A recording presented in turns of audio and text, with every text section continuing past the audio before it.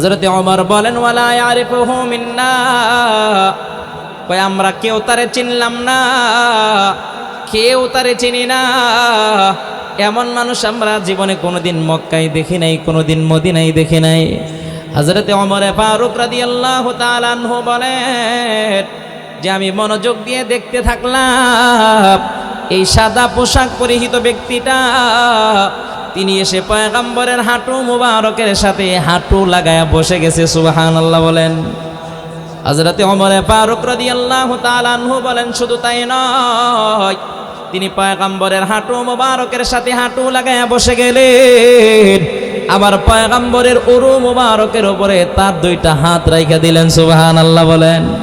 পয়গম্বরের উরুর উপরে হাত রাইখা তিনি পয়গম্বরকে প্রশ্ন করতে লাগলেন, ক্বালা ইয়া মুহাম্মদ আখবিরনি আনিল ইসলাম, হে মুহাম্মদ আপনি আমার ইসলাম সম্পর্কে জানায়া দেন, আপনার কাছে আমি ইসলাম সম্পর্কে জানতে চাই।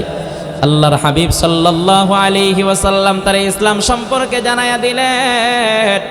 নবীজি বলেন ইসলাম হলো আনতাশহাদা আল্লা ইলাহা ইল্লাল্লাহ, ইসলাম হলো আল্লাহ তাআলার একত্ববাদের স্বীকৃতি দেওয়া।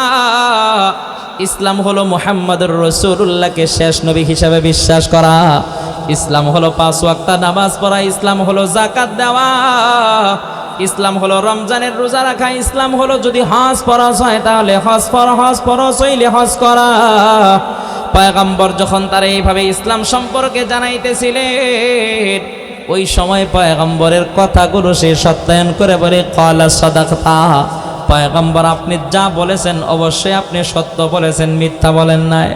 হযরতে ওমর বলেন আমি আশ্চর্যান্বিত হয়ে গেলাম যে লোকটাই তিনি নবীকে প্রশ্ন করেন, আবার নবী যা বলেন সে কথাগুলোর সত্যায়ন করেন। সুবহানাল্লাহ বলেন।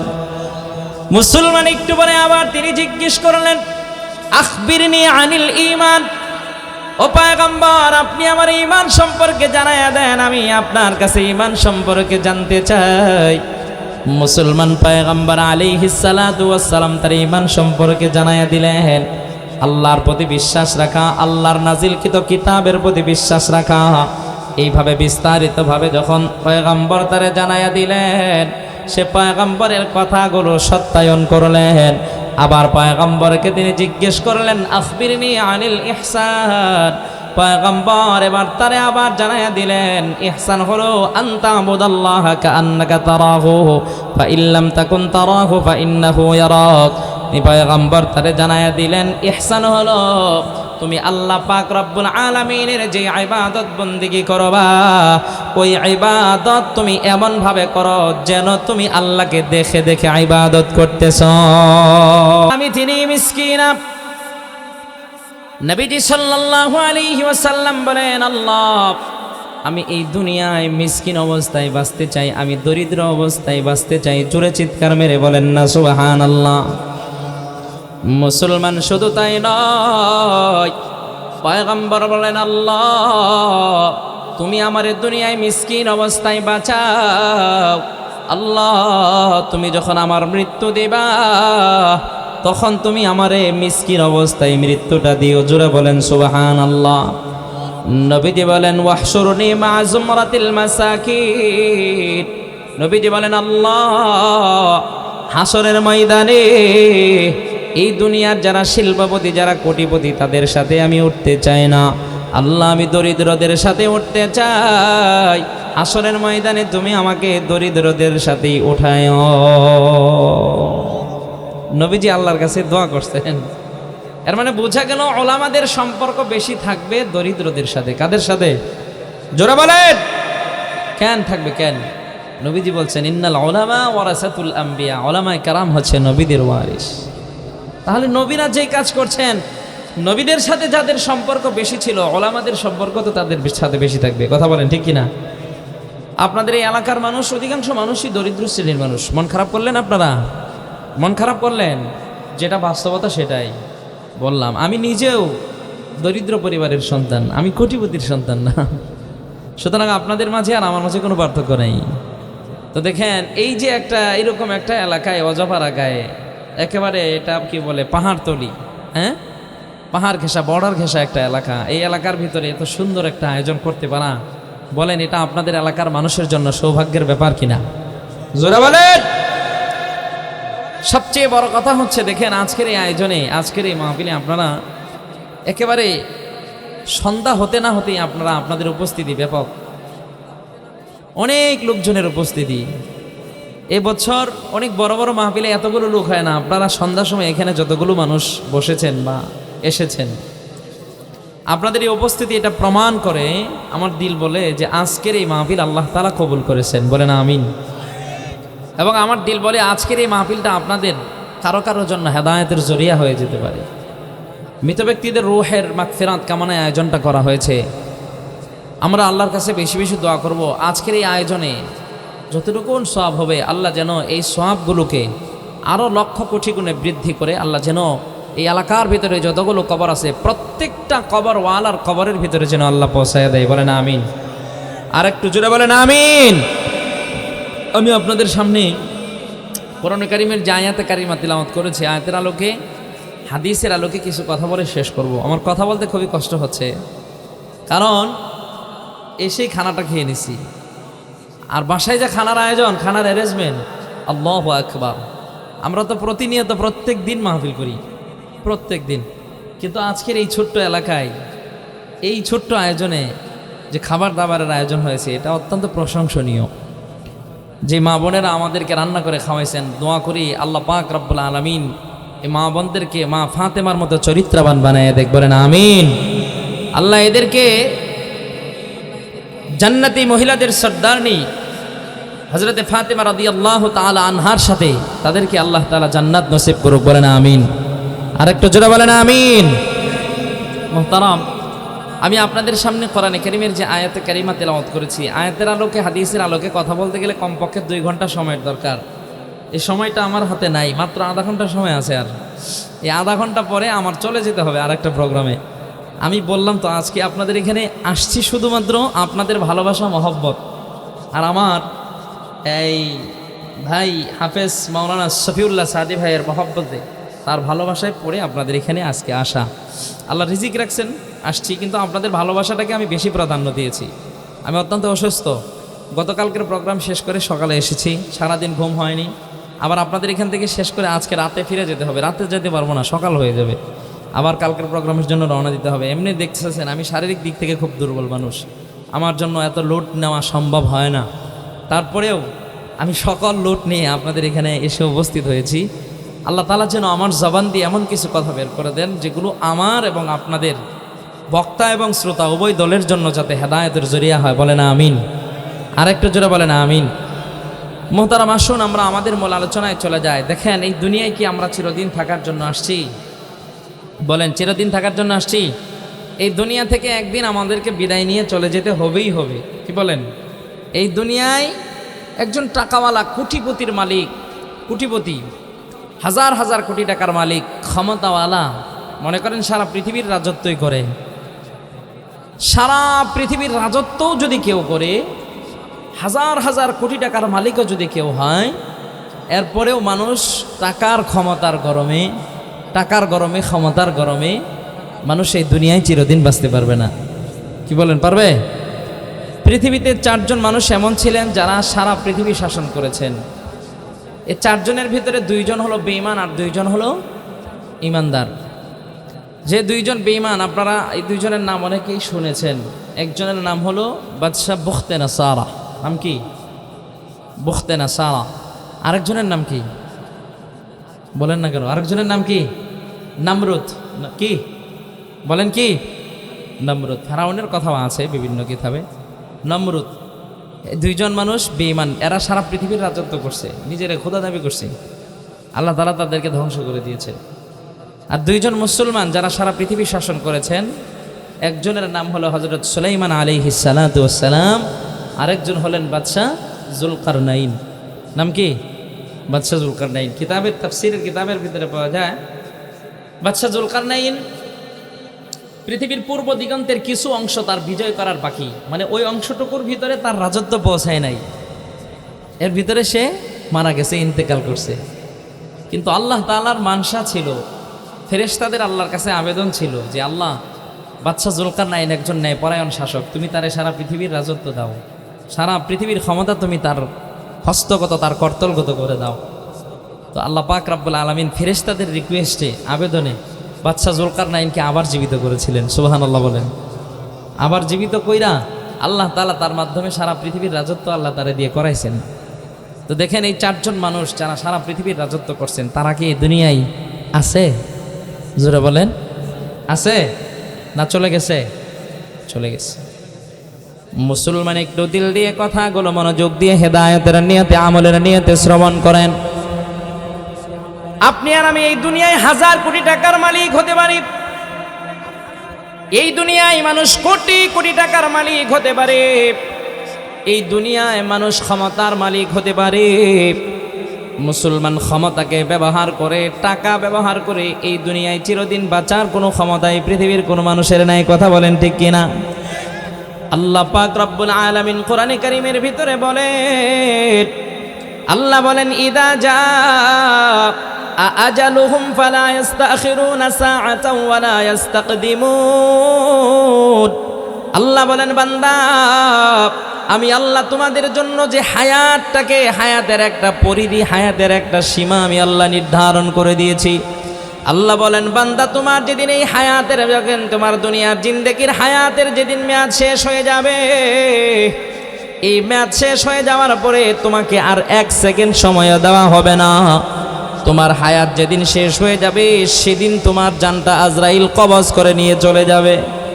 আল্লাহ বলেন, বান্দা যদি তোমার হায়াত যদি না শেষ হয়, তাহলে তোমার হায়াত 1 সেকেন্ড থাকা অবস্থায় তোমাকে আজরাইল তোমার জানটা কবজ করতে পারবে না। মুসলমান একটু তাকায় দেখেন না, এই দুনিয়াতে কত ক্ষমতাওয়ালা, কত টাকাওয়ালা ছিল। মুসলমান এই দুনিয়ায় 5 তালা 10 তালা একটা সুন্দর একটা বাড়ি বানাইছে।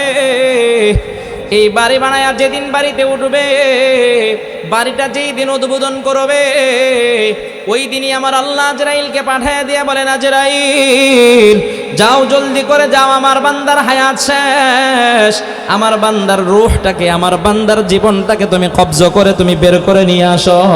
মুসলমান ওই সময় যদি এই দুনিয়ার 1000 কোটি টাকার মালিক সে যদি আজরাইলকে বলে, ভাই আজরাইল,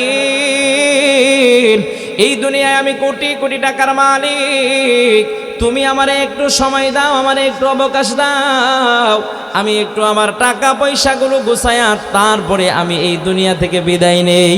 বলেন তো দেখি, মুসলমান আজরাইল ওই বান্দারে 1 সেকেন্ডের সময় দিবে নাকি? 1 সেকেন্ডের সময় দিবে না আজরাইল।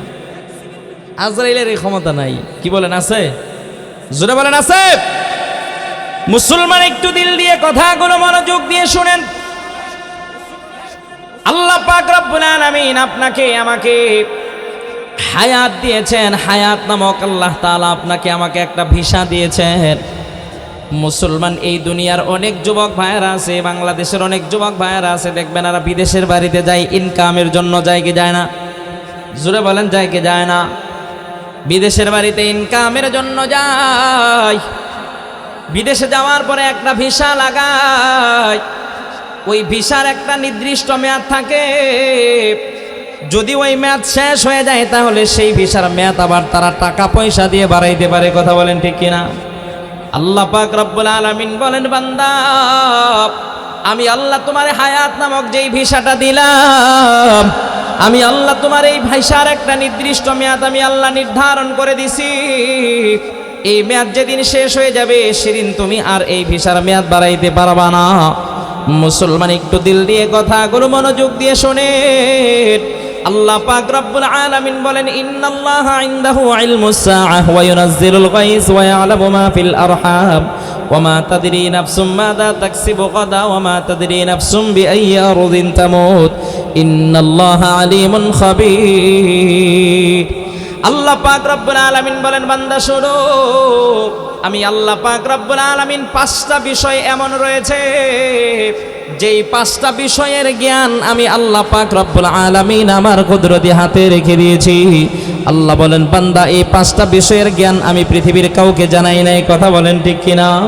এই 5টা বিষয়ের ভিতরে 1 নম্বরের হলো আল্লাহ পাক রব্বুল আলামিন বলেন ইন্নাল্লাহা ইনদাহু ইলমুস সাআ। আল্লাহ বলেন বান্দা কিয়ামতের জ্ঞান আমি আল্লাহ আমার কুদরতি হাতে রেখে দিয়েছি। কোন সময় কোন দিন কোন মুহূর্তে কি অবস্থায় কিয়ামত হবে আল্লাহ বলেন বান্দা এটা আমি ছাড়া আর কেউ জানে না। কিয়ামতের জ্ঞান বলেন আল্লাহ ছাড়া কি পৃথিবীর আর কারো কাছে আছে? জোরে বলেন আছে? নাই। কিয়ামতের জ্ঞান এটা আল্লাহ পাক রব্বুল আলামিন আল্লাহ কুদরতি হাতে রেখে দিয়েছেন। এই আয়াতের এক একটা ব্যাখ্যা করতে গেলে তো অনেক সময়ের দরকার। কিয়ামত সম্পর্কে আমি ছোট্ট একটা হাদিস আপনাদেরকে শোনাই। আমরা যারা মাদ্রাসায় পড়েছি আমাদেরকে কওমি মাদ্রাসায় একটা হাদিসের কিতাব পড়ানো হয়। কিতাবটার নাম হচ্ছে মিশকাতুল মাসাবিহ। কিতাবটার নাম কি? ছোট বলেন। মিশকাতুল মাসাবিহ। এটা একটা গুরুত্বপূর্ণ হাদিসের কিতাব এবং এই কিতাবের ভিতরে যত হাদিস আছে সবগুলো হাদিসের সনদ সহিহ, যদিও পুরোপুরি সনদ এখানে উল্লেখ করা হয় নাই এই কিতাবের ভিতরে, কিন্তু এগুলো সব হচ্ছে বুখারী মুসলিমের হাদিস। তো এই কিতাবের শুরুতে যে হাদিসটা আনা হয়েছে এই হাদিসটার নাম হলো হাদিসে জিবরাইল, অথবা এটাকে বলা হয় উম্মুল হাদিস। কি বলা হয়? উম্মুল হাদিস, মানে সকল হাদিসদের মা। আবার হাদিসে জিবরাইলও বলা হয়। কেন বলা হয়? এই হাদিসটা এখানে যা কিছু ভিতরে হচ্ছে এই সব কিছু ঘটেছে আল্লাহ তাআলা ঘটাইছেন জিবরাইল আলাইহিস সালামের মাধ্যমে। সুবহানাল্লাহ বলেন। যেহেতু জিবরাইলের মাধ্যমে আল্লাহ তাআলা সবগুলো ঘটনা ঘটাইছেন এই জন্য এই হাদিসটার নাম কি? হাদিসে জিবরাইল। এটাকে কিতাবের একেবারে শুরুতে আনা হয়েছে। কিতাবের প্রথম হাদিস, এটা প্রথমেই এই হাদিসটাকে আনা হয়েছে। মুসলমান এই হাদিসের ভিতরে কি আসছে? عن عمر بن الخطاب رضي الله تعالى عنه بينما نحن عند رسول الله صلى الله عليه وسلم হযরত ওমর ইবনুল খাত্তাব রাদিয়াল্লাহু তাআলা আনহু থেকে হাদিসটা বর্ণিত। হযরত ওমর ইবনুল খাত্তাব রাদিয়াল্লাহু তাআলা আনহু বলেন ওই আমরা একদিন পয়গম্বর আলাইহিস সালাতু ওয়াস সালামের সামনে বসা ছিলাম। আমরা পয়গম্বরের সামনে বসা, পয়গম্বর আলাইহিস সালাতু ওয়াস সালাম আমাদের সামনে বসা। হযরত ওমর বলেন আমরা যখন একই সাথে বসা ছিলাম হঠাৎ করে আমরা দেখতে পেলাম একজন সাদা পোশাক পরিহিত ব্যক্তি পয়গম্বরের সামনে এসে হাজির হয়ে গেলেন। সুবহানাল্লাহ বলেন। হযরত ওমর বলেন যেই লোকটা পয়গম্বরের সামনে এসে বসে গেলেন আমি গভীর খেয়াল করে দেখলাম ওই লোকটার গায়ের ভিতরে ছিল সাদা পোশাক, তার শরীরের ভিতরে সফরের কোনো চিহ্ন ছিল না। মানে তিনি যে সফর করে আসছেন এই সফর করে আসলে যে শরীরে একটা চিহ্ন থাকে চিহ্নটা নাই, নিদর্শনটা নাই। হযরত ওমর বলেন ওয়ালা ইয়ারিফুহু মিন্না, কই আমরা কেউ তারে চিনলাম না, কেউ তারে চিনি না। এমন মানুষ আমরা জীবনে কোনোদিন মক্কায় দেখি নাই, কোনোদিন মদিনায় দেখি নাই। হযরত ওমর ফারুক রাদিয়াল্লাহু তাআলা আনহু বলেন যে আমি মনোযোগ দিয়ে দেখতে থাকলাম এই সাদা পোশাক পরিহিত ব্যক্তিটা তিনি এসে পয়গম্বরের হাঁটু মুবারকের সাথে হাঁটু লাগায়া বসে গেছে। সুবহানাল্লাহ বলেন। হযরত ওমর ফারুক রাদিয়াল্লাহু তাআলা আনহু বলেন শুধু তাই নয়, তিনি পয়গম্বরের হাঁটু মুবারকের সাথে হাঁটু লাগায়া বসে গেলেন, আবার পয়গম্বরের উরু মুবারকের উপরে তার দুইটা হাত রাইখা দিলেন। সুবহানাল্লাহ বলেন। পয়গম্বরের উরুর উপরে হাত রাইখা তিনি পয়গম্বরকে প্রশ্ন করতে লাগলেন ক্বালা ইয়া মুহাম্মদ আখবিরনি আনিল ইসলাম, হে মুহাম্মদ আপনি আমার ইসলাম সম্পর্কে জানায়া দেন, আপনার কাছে আমি ইসলাম সম্পর্কে জানতে চাই। আল্লাহর হাবিব সাল্লাল্লাহু আলাইহি ওয়াসাল্লাম তার ইসলাম সম্পর্কে জানায়া দিলেন। নবীজি বলেন ইসলাম হলো আনতাশহাদা আল্লা ইলাহা ইল্লাল্লাহ, ইসলাম হলো আল্লাহ তাআলার একত্ববাদের স্বীকৃতি দেওয়া। ইসলাম হলো মুহাম্মদুর রাসূলুল্লাহকে শেষ নবী হিসাবে বিশ্বাস করা। ইসলাম হলো 5 ওয়াক্ত নামাজ পড়া। ইসলাম হলো যাকাত দেওয়া। ইসলাম হলো রমজানের রোজা রাখা। ইসলাম হলো যদি হজ ফরজ হয় তাহলে হজ ফরজ হইলে হজ করা। পয়গম্বর যখন তারা এইভাবে ইসলাম সম্পর্কে জানাইতেছিলেন ওই সময় পয়গম্বরের কথাগুলো সে সত্যায়ন করে বলে ক্বালা সাদাকতা, পয়গম্বর আপনি যা বলেছেন অবশ্যই আপনি সত্য বলেছেন, মিথ্যা বলেন নাই। হযরতে ওমর বলেন আমি আশ্চর্যান্বিত হয়ে গেলাম যে লোকটাই তিনি নবীকে প্রশ্ন করেন, আবার নবী যা বলেন সে কথাগুলোর সত্যায়ন করেন। সুবহানাল্লাহ বলেন। মুসলমান একটু পরে আবার তিনি জিজ্ঞেস করলেন আখবিরনি আনিল ঈমান, ও পয়গম্বর আপনি আমার ঈমান সম্পর্কে জানায়া দেন, আমি আপনার কাছে ঈমান সম্পর্কে জানতে চাই। মুসলমান পয়গম্বর আলাইহিস সালাতু ওয়াস সালাম তার ঈমান সম্পর্কে জানায়া দিলেন আল্লাহর প্রতি বিশ্বাস রাখা, আল্লাহর নাজিলকৃত কিতাবের প্রতি বিশ্বাস রাখা। এইভাবে বিস্তারিতভাবে যখন পয়গম্বর তারে জানায়া দিলেন, সে পয়গম্বরের কথাগুলো সত্যায়ন করলেন। আবার পয়গম্বরকে তিনি জিজ্ঞেস করলেন আখবিরনি আনিল ইহসান, পয়গম্বর এবার তারে আবার জানায়া দিলেন ইহসান হলো আনতা আবুদাল্লাহা কাআন্নাকা তারাহু ফা ইল্লাম তাকুন তারাহু ফা ইন্নাহু ইয়ারাক। পয়গম্বর তারে জানায়া দিলেন ইহসান হলো তুমি আল্লাহ পাক রব্বুল আলামিনের যে ইবাদত বন্দেগী করবা, ওই ইবাদত তুমি এমন ভাবে করো যেন তুমি আল্লাহকে দেখে দেখে ইবাদত করতেছ। নবীজি তাকে জানায়া দিলেন আর যদি তোমার ভিতরে এই অবস্থা তৈয়ার না হয়, তাহলে কমপক্ষে তুমি যখন মালিকের ইবাদত করবা ওই সময় তুমি এটা মনে করবা তুমি যেই মালিকের ইবাদত করতেছো সেই মালিক তোমারে দেখতেছে। ওই মালিকের সামনে তুমি দাঁড়ায়া দাঁড়ায়া তো বেয়াদবি করতে পারবা না। মুসলমান পয়গম্বর তার ইহসান সম্পর্কে জানায়া দিলেন। তিনি বললেন ক্বালা সাদাকতা ইয়া রাসূলুল্লাহ, পয়গম্বর আপনি যা বলেছেন সত্য বলেছেন, একটাও আপনি মিথ্যা বলেন নাই। মুসলমান সর্বশেষ তিনি প্রশ্ন করলেন আখবিরনি আনিস সাআহ, হে মুহাম্মদ আপনি আমাকে কিয়ামত সম্পর্কে জানায়া দেন। সর্বশেষ তিনি পয়গম্বরকে প্রশ্ন করলেন আপনি আমার কিয়ামত সম্পর্কে জানায়া দেন। আচ্ছা কিয়ামত সম্পর্কে নবী জানেন? কথা বলেন জানেন? ওই যে সূরাতুল লুকমানে আল্লাহ বলছেন ইন্নাল্লাহা ইনদাহু ইলমুস সাআহ, কিয়ামতের জ্ঞান কার কাছে আছে? আরো জোরে বলেন কার কাছে? জোরে বলতে হবে কার কাছে? মুসলমান নবী এবার তারে ডাক দিয়া বলে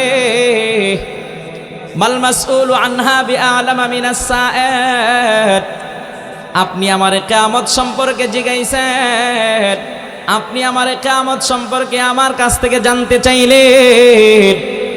কিয়ামত সম্পর্কে আমার চেয়ে তো আপনি বেশি জানেন, আমি হলাম জিজ্ঞাসিত ব্যক্তি। নবীজি কি সুন্দর করে একটা উত্তর দিয়ে দিলেন মাল মাসউলু আনহা বিআলামা মিনাস সাআল। নবীজি বলেন জিজ্ঞাসিত ব্যক্তির চেয়ে কিয়ামত সম্পর্কে জিজ্ঞাসকারী ব্যক্তি বেশি জানে। সুবহানাল্লাহ বলেন। মুসলমান হাদিসের কিতাবের ভিতরে পাওয়া যায় নবী যখন তাকে এইভাবে জবাবটা দিয়ে দিলেন, তিনি বলতেছেন ক্বালা ইয়া মুহাম্মদ আখবিরনি আন আমারাতিহা, হে মুহাম্মদ তাহলে আপনি আমারে কিয়ামতের কিছু আলামত সম্পর্কে জানায়া দেন। কিয়ামতের কিছু আলামত সম্পর্কে আমি আপনার কাছ থেকে জানতে চাই। নবীজি সাল্লাল্লাহু আলাইহি ওয়াসাল্লাম এবার বললেন হ্যাঁ ঠিক আছে, আমি তোমারে কিয়ামতের কিছু আলামত সম্পর্কে জানায়া দিতে পারবো। আল্লাহর নবী তারা এক নম্বরে জানায়া দিলেন আনতালিদাল আমাতু রাব্বাতাহা। নবীজি বলেন কিয়ামতের আগ মুহূর্তে দাসী তার মনিবকে প্রসব করবে, বাদী তার মনিবকে জন্ম দিবে। মুসলমান একটু বুঝে থাকলে বলেন দাসী কি মনিবকে জন্ম দিতে পারে নাকি? জোরে বলেন পারে নাকি? জোরে বলেন পারে? দাসী কি মনিবকে জন্ম দিতে পারে? মনিব বুঝেননি আপনারা? মালিক। আর দাসী মানে কি? বান্দি। বান্দি বান্দি দাসী হলো বাংলা আর বান্দি হলো উর্দু। বান্দিটা বুঝবেন আপনারা, কারণ আমাদের দেশে উর্দুটাই এই শব্দটাই বেশি প্রচলিত। গোলাম, গোলাম পুরুষ হইলে গোলাম, আর যদি মহিলা হয় তাহলে বান্দি, দাসী। তো নবীজি সাল্লাল্লাহু আলাইহি সাল্লাম তারে জিজ্ঞেস করতে, তারা বলতেছেন যে তুমি কিয়ামতের আলামত সম্পর্কে আমার কাছে জানতে চাইলা, আমি তোমার কিয়ামতের আলামত সম্পর্কে জানাই। শোনো, কিয়ামতের আলামত সম্পর্কে আমি তোমার জানাইতেছি। কিয়ামতের একটা অন্যতম বড় আলামত হলো কিয়ামতের আগ মুহূর্তে দাসী তার মনিবকে প্রসব করবে, তার মালিককে সে জন্ম দিবে। আচ্ছা বলেন তো দেখি, মালিক আগে না দাসী আগে? আমার দিকে তাকান, পিছনের দিকে তাকান না। মালিক আগে। মালিক না হইলে তো দাসী হওয়ার কোনো প্রশ্নই আসে না। কথা বলেন, আসে? মালিক না থাকলে দাসী থাকার কোনো প্রশ্নই আসে না। নবীজি সাল্লাল্লাহু আলাইহি সাল্লাম বলতেছেন আনতালিদাল আমাতু রাব্বাতাহা, যে কিয়ামতের আগ মুহূর্তে দাসী তার মনিবকে তার মালিককে প্রসব করবে। মুহতারাম, হাদিসের এই অংশটুকুর মুহাদ্দিসিনে কেরাম 10টা ব্যাখ্যা লিখছেন। কয়টা? জোরা বলেন কয়টা? 10টা ব্যাখ্যা লিখছেন। এই 10টা ব্যাখ্যা বলে আমি আপনাদের সামনে শেষ করতে পারবো না। শুধু একটা ব্যাখ্যা আপনাদেরকে শুনে আমি আমার মূল আলোচনায় চলে যাব।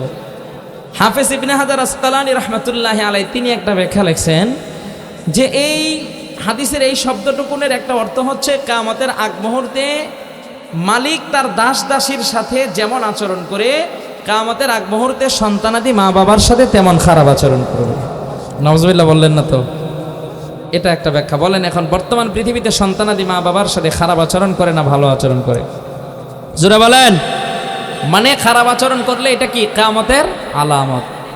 কিয়ামতের যত বড় বড় আলামত আছে সবগুলোই প্রায় প্রকাশিত হয়ে গেছে, অল্প কিছু বাকি আছে। এগুলো প্রকাশিত হয়ে গেলেই আল্লাহ তাআলা পৃথিবীর ডিসিপ্লিন শৃঙ্খলা নষ্ট করে দেবেন, কিয়ামত হয়ে যাবে, পৃথিবী ধ্বংস হয়ে যাবে। পৃথিবী কি হয়ে যাবে?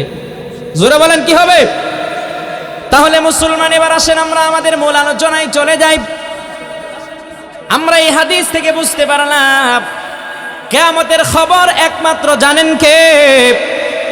আরো জোরে বলতে হবে কে? আরো জোরে বলেন। আল্লাহ পাক রব্বুল আলামিন বলেন, বান্দা আমি আল্লাহ কিয়ামতের খবর জানি, আমি আল্লাহ ব্যতীত কিয়ামতের খবর পৃথিবীর আর কেউ জানে না। আল্লাহ বলেন ওয়ায়ুনাজ্জিলুল গায়স, আল্লাহ বলেন বান্দা ওই যে তোমরা আকাশে মেঘমালা দেখো, ওই মেঘমালাটা এক এলাকায় বৃষ্টি বর্ষণ করে আরেক এলাকায় করে না। পার্শ্ববর্তী এলাকা এক এলাকায় বৃষ্টি বর্ষণ হয়, আরেক এলাকায় হয় না। কথা বলেন ঠিক কিনা? যে এলাকায় বৃষ্টি হয় ওই এলাকার বৃষ্টির কোনো দরকার নাই, আর যে এলাকায় বৃষ্টি হয় না ওই এলাকায় বৃষ্টির বড় দরকার। ওই এলাকার মানুষগুলো বলে আল্লাহ আমাদের এলাকায় বৃষ্টি দেয় না কেন? বলেন তো দেখি, এই বৃষ্টি যিনি পরিচালনা করেন, বৃষ্টি যিনি দেন তিনি কে? আল্লাহ পাক রব্বুল আলামিন বলেন বান্দা আমি আল্লাহ যে এলাকার মানুষের জন্য বৃষ্টিটাকে কল্যাণ মনে করি, আমি আল্লাহ পাক রব্বুল আলামিন সেই এলাকার ভিতরেই বৃষ্টি পাঠিয়ে দেই। এরপরে আল্লাহ বলেন ওয়া আলামু মা ফিল আরহাম, আল্লাহ বলেন বান্দা তৃতীয় নম্বরে আরেকটা জ্ঞান আমি আল্লাহ আমার কাছে রেখে দিয়েছি। আমি আল্লাহ পাক রব্বুল আলামিন এই জ্ঞানটা পৃথিবীর কোনো ডাক্তার, পৃথিবীর কোনো কবিরাজ, পৃথিবীর কোনো বিজ্ঞানকে আমি আল্লাহ দেই নাই। আল্লাহ বলেন বান্দা যখন বাবার ওরস থেকে এক ফোঁটা নাপাক পানি মায়ের রেহেমের ভিতরে ঢুকে, ওই নাপাক পানিটা থেকে ছেলে সন্তান হবে না মেয়ে সন্তান হবে?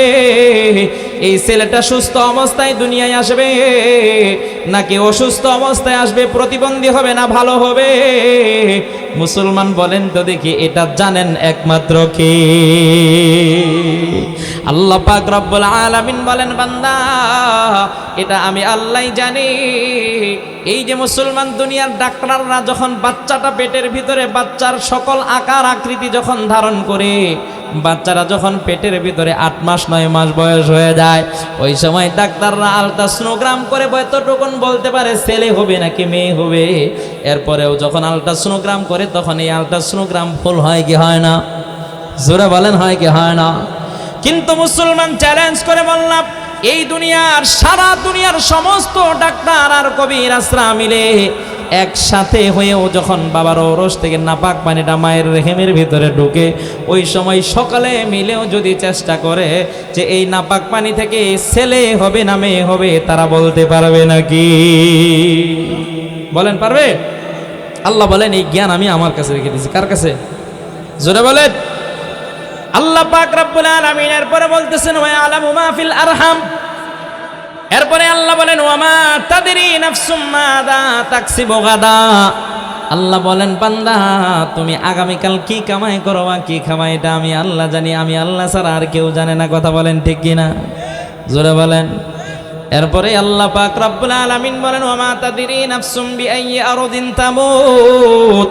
আল্লাহ বলেন বান্দা তুমি কোন দিন কোন সময় কি অবস্থায় মৃত্যুবরণ করবা, তোমার এই মৃত্যুর খবর আমি আল্লাহ ছাড়া আর কেউ জানে না।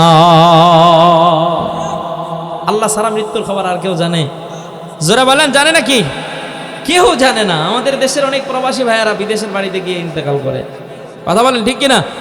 এলাকার লোকজন সমালোচনা করে, বলে যে ছেলেটাকে বিদেশ যাইতে কত নিষেধ করলাম, এখন বিদেশে গিয়ে মারা পড়লো, বিদেশে গিয়ে মারা গেল, এরকম বলে না কথা?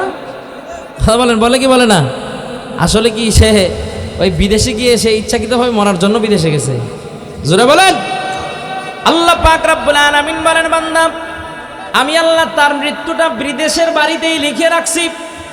এজন্য সে এই বান্দা এই দুনিয়ায় বাংলাদেশের জায়গা জমিন বিক্রি করে টাকা পয়সা সংগ্রহ করে বিমান ভাড়া দিয়ে সে বিদেশের বাড়িতে গেছে। বিদেশের বাড়িতে গিয়ে সে সেখানে ইন্তেকাল করছে। কথা বলেন ঠিক কিনা?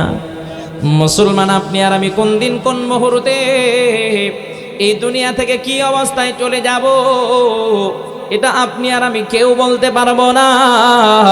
আল্লাহ পাক রব্বুল আলামিন এই জ্ঞানটা আল্লাহ তাআলা এটা কাউকে দেয় নাই, কাউকে আল্লাহ জানায় নাই। হযরতে আদম সফিউল্লাহ থেকে মুহাম্মদুর রাসূলুল্লাহ পর্যন্ত যত নবী দুনিয়ায় আসছে, কোন নবীর কাছেও এই জ্ঞানটা ছিল না যে নবীরা কোন দিন কোন মুহূর্তে কোন দিন কোন সময় ইন্তেকাল করবেন। মুসলমান একটু বুঝে থাকলে বলেন, যেই জ্ঞান নবীদের কাছে ছিল না সেই জ্ঞান কি নবীদের উম্মতদের কাছে থাকবে নাকি? জোরে বলেন, থাকবে নাকি?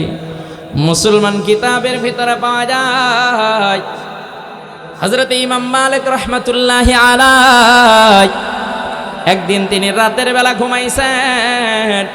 ঘুমের ঘরে ইমাম মালিক রাহমাতুল্লাহি আলাইহির স্বপ্ন যুগে পয়গম্বরের সাথে সাক্ষাৎ হয়ে গেছে। সুবহানাল্লাহ বলেন। মুসলমান ইমাম মালিক রাহমাতুল্লাহি আলাইহি তিনি কেমন নবীর আশিক ছিলেন?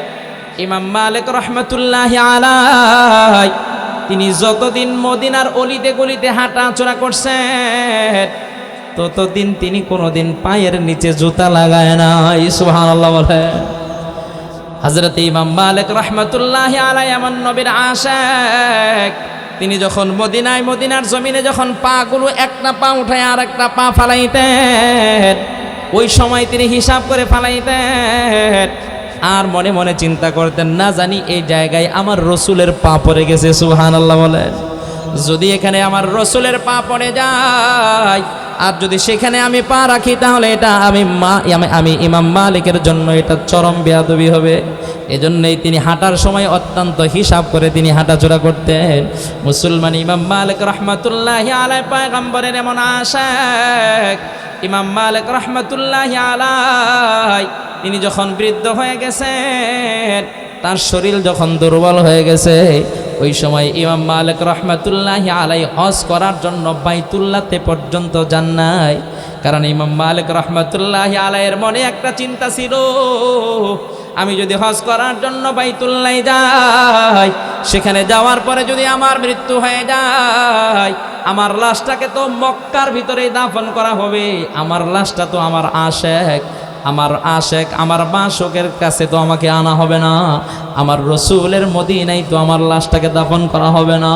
এজন্য ইমাম মালিক রাহমাতুল্লাহি আলাইহি